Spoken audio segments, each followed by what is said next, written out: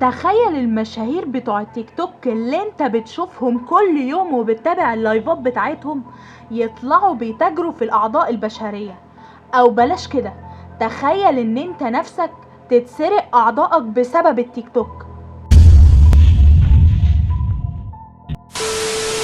التيك توك اللي معظمنا بيقعد عليه بالساعات وبيتفرج على اللايفات اللي فيه ممكن تكون بتحصل فيه تجارة اعضاء وانت مش عارف، خصوصا من المشاهير، واللي بالمناسبة اتقبض عليهم لانهم شغالين في تجارة الاعضاء، ودول هنحكي قصتهم في اخر الحلقة. بس دلوقتي تعالى اقولك انه ظهرت ناس كتير قالوا انهم شافوا ناس في التيك توك بتسرق اعضائهم. خليني احكي لك القصة على لسان صاحبها. انا كنت كل يوم قبل ما انام بحب اقعد على التيك توك واشوف اللايفات اللي بتكون عليه، ومين بعت اسد ومين جاله فيل والحاجات اللي بتحصل دي. يعني انا كنت بقلب في اللايفات اللي هناك لحد ما شفت اللايف اللي ما كنتش متخيل انه ممكن يكون حقيقي. كان في واحد لابس ماسك على وشه وكان ماسك سكينة، كان قاعد بيقطع في حاجة. الحاجة دي كانت بني آدم، أعضاؤه كانت بارزة وكان عمال يسرقها، وكان عمال يشكر الداعمين اللي كانوا بيدوله هدايا على اللايف. أرحب يا أبو طلال، أرحب الأسد يا غالي. وفعلا جاله أسد على اللايف، وبعدها التيك توك حظر اللايف بتاعه. انا ما كنتش مصدق اللي انا شفته ده بجد ولا كان تمثيلية. لما انا بدأت اسمع عن اللي بيحصل دلوقتي كان لازم احكي قصتي دي. عمرك سمعت مصطلح وكالات التيك توك؟ خليني احكي لك الموضوع بمنتهى البساطة. بيجي حد يبعتلك ويكلمك ويقولك والله احنا شفنا المحتوى بتاعك وعجبنا جدا، عشان كده بنقدم لك فرصة انك تنضم لينا، وهنكبر لك عدد المتابعين بتوعك، وهنديك مرتب شهري بالدولار. طبعا انت لما تسمع كده هتفرح قوي، خصوصا انك ممكن تكون ما بتقدمش محتوى مهم. يعني جايز بتنزل اغاني لعصام صاصة مثلا، وتيجي الوكالة دي تقولك انك مطلوب منك حاجة واحدة بس، انك كل يوم تفتح لايف وتقعد تتكلم مع الناس. يعني تقعد في اليوم حوالي 5 ساعات مثلا فاتح لايف وما تعملش حاجة اكتر من كده، وبتمضي على شوية عقود وبتنضم لهم علشان مصداقيتهم تزيد. بيخليك تعمل فيديو بوشك وتقول فيه انك انضميت للوكالة المعينة دي وتنشره عندك على صفحتك. لما انت تفتح لايف تبدأ تلاحظ ان فعلا بيجيلك دعم وبيجيلك وصول كتير وكل اللي قلبك بيحبه. وفي الحال لو المضيف بيشتغل كويس وبيقفل عدد الساعات والمشاهدات خلال الشهر، بيقدر وقتها الوكالة بتمنحه مكافأة مادية، وتقدر كمان تساعده في نشاط الحساب ونشاط اللايف إذا كان بيعمل محتوى أصلي 100%.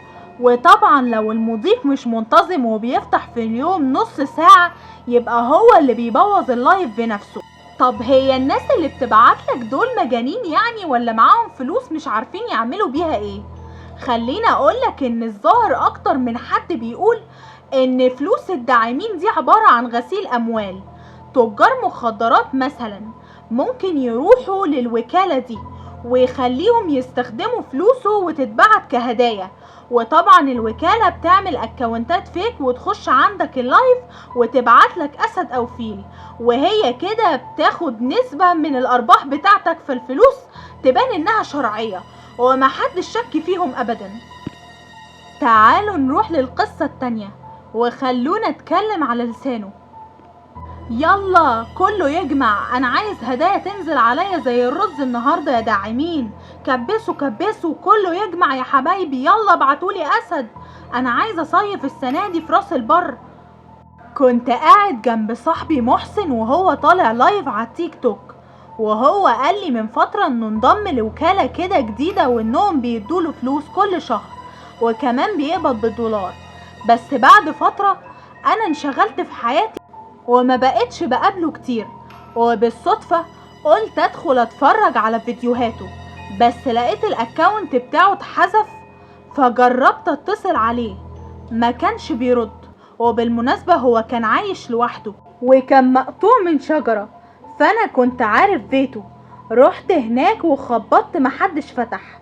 الصراحة قلقت فاتصلت بالشرطة ودخلوا بيته، بس ما كانش ليه اي اثر. محسن اتعمل له محضر انه مفقود بعد اسبوع. لقوا جثته مرمية جنب قضبان السكة الحديد، كان متقطع ومتاخد منه اعضائه.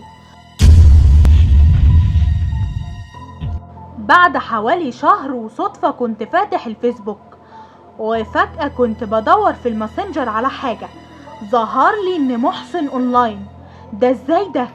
ولقيته مرة واحدة جالي رسالة منه.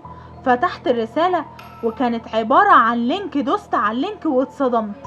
لقيت محسن صاحبي مربوط على الترابيزة، وكان من غير التيشيرت بتاعه، وكان في صوت واحد عمال يتكلم ويقول: ده جزات اللي يسيب الوكالة بتاعتنا، النهاردة هنعمل من محسن صينية فراخ.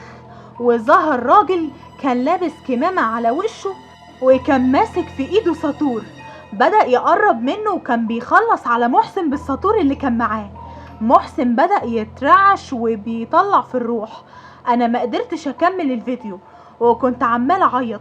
حاولت ابلغ الشرطة باللي شفته، بس اخدت بالي ان اللينك ما بقاش شغال تاني والفيديو اتمسح. طب ليه اتبعتلي اللينك ده مخصوص؟ وليه هما كانوا عايزيني انا تحديدا اللي اشوف الفيديو؟ خلي بالك كويس لو انت عندك حساب على التيك توك وفي وكالة كلمتك، اعرف انهم هيقتلوك قريب.